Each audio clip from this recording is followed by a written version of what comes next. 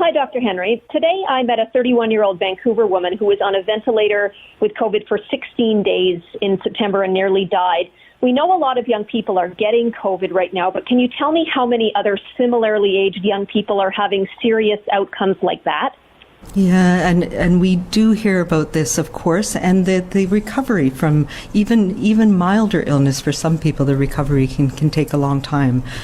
We, of course, are really happy that this young woman has survived. If we look at the data that we have on the dashboard at the BC CDC, it lets us know, the number of people who are infected, how many in each age group have been hospitalized, and we've thankfully had nobody who's died under the age of 40. There have been 3 or 4 in the 40 to 50 age group, but we know the more severe illness goes up as we get older. But we are not immune to severe illness, and these very stressful and trying and long-lasting impacts for people who have to be in hospital, and particularly if you required mechanical ventilation. So, yeah, thank you for bringing this up and reminding us that we are not immune ourselves from having these types of illnesses, but also we can bring it home to our families and to elders who may not have that same robust response to recover from something like COVID-19. Shannon, do you have a follow-up? Yeah, this woman told me that, like most people her age and her friend group, she did not take COVID all that seriously. She told me she felt she was invincible, and if she got it, she would be okay. Do you think her telling her story could help get that message through? If young people see another young person who suffered greatly tell their story, that maybe that will get through? We do encourage people to share their stories. We have to balance what we know in that most young people will not have long-lasting effects from this. Most of them, thankfully, will not end up in hospital or in ICU. But it's hard to tell ahead of time who is. And you may not know who in your friend group are people that have an underlying illness that's going to mean that this virus can have more severe effects in them. So it is incredibly important for us all to take those measures to protect each other and to protect those people that we are close to, whatever age they are. And we report today on our first confirmed case of this multi-system inflammatory syndrome in children. And this is also a very severe illness. We know that children are much less likely to be infected with COVID and to have very mild symptoms.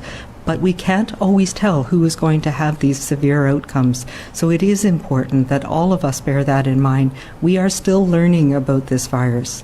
We do not yet know if there are going to be long-term effects, even for people who have mild illness.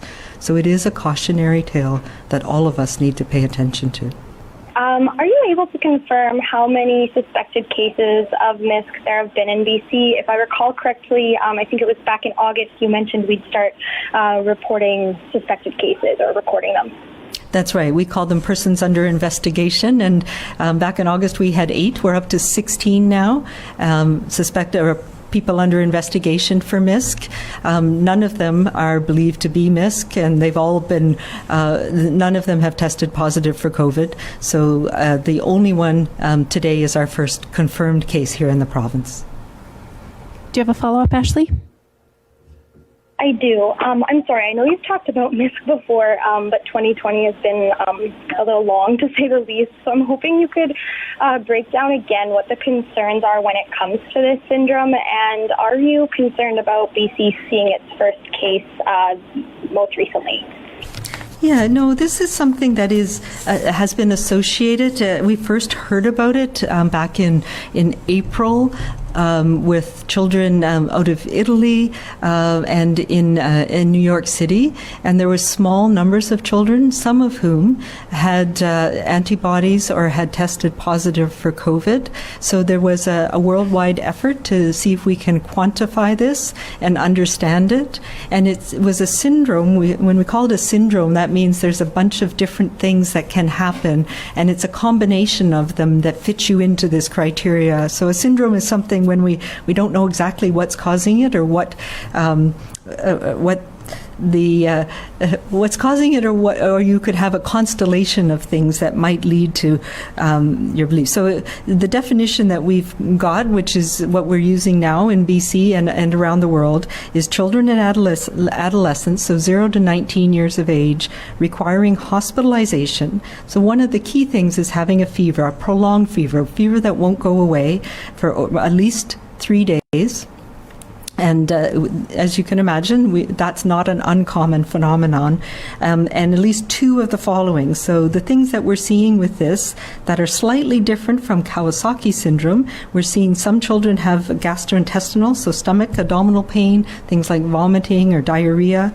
A rash is quite common, usually on both sides of the body, and it has to do with inflammation of the small blood vessels under the skin.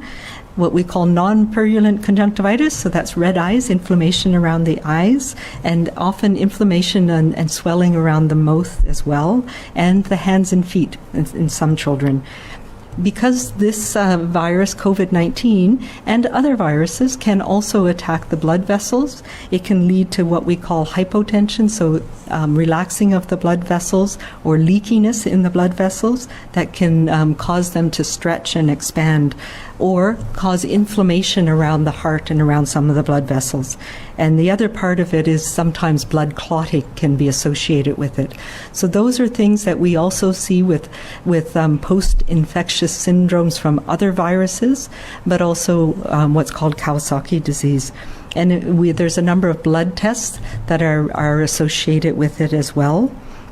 And what we know is that we rule out other causes that can lead to this type of a syndrome, including a bacterial infection, which sometimes happens, and so no other obvious cause of it. And a confirmed case is somebody who has that syndrome in a child that also tests positive, either by the NAT test, the nasopharyngeal test, or by a serology test. And that's been more common in the cases that we've seen around the world, because this is a syndrome that tends to come up several weeks to months after an infection. And so all of the other kids, the young people that had it, that were in hospital here in BC, the 16 others, none of them had any tests that were positive for COVID, and were likely, according to their clinicians, much more likely to be associated with some other cause. And then this is the first time that we've had a child who actually has tested positive by serology, which means they had an infection in the past. How much of a risk is there of transmission in some situations that teachers have told me about in schools, such as their inability to prevent physical distancing, and students touching each other, everything from roughhousing to hand-holding, cohorts intermingling during breaks, and the inability to hold staggered breaks because of limited supervision? What can teachers do if they feel that their unions or WorkSafe BC is not doing anything about these issues, even though they're reporting them? And how much of a risk of transmission is there? Yeah, so, risk in schools, as we know, is related to risk in our communities. And we've seen a number of exposure events where we have not seen almost all of them, we've not seen transmission within the school setting. So that tells us that the risk in the school setting is still quite low. And it is reflection of what's happening in our community.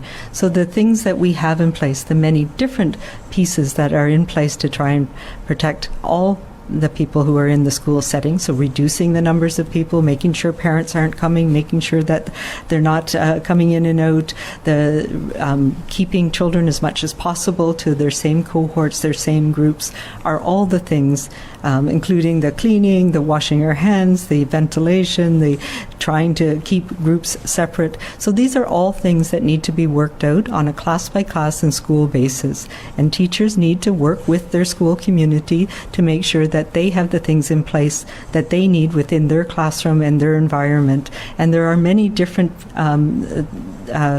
ways that people are doing that in different schools. So I would encourage them to talk with their principal, to talk with the superintendent and the school boards to make sure that things are done as they need in each individual school. Craig, do you have a follow-up? Yes, thank you. Would you have any advice for special education assistants who have to physically work close to their students who have diverse needs or special needs, but who may spread their bodily fluids inappropriately, such as spitting or drooling, intentionally coughing. And also, these assistants, they move from classroom to classroom or between cohorts throughout the day to attend to the various students. And is that a transmission threat at all? Yeah, these are not new things. We know that there are people who work with special needs children in the school environment every year, and there are always concerns about health and safety and how to manage that. So each individual child and their assistant needs to have a plan for how they're going to manage things. And yes, we do have plans in place for every classroom, every school, to make sure that risk of transmission is minimized. And really key, of course, is that we want to make sure that anybody who's ill, whether it's a staff person, a teacher, a student, stays out of the classroom and make sure they get assessed if needed. So those are all the things. There's layers of protection in place in the school. So there's no one thing that is going to make the difference. And each special needs child and their assistants needs to have a plan for how they're going to manage these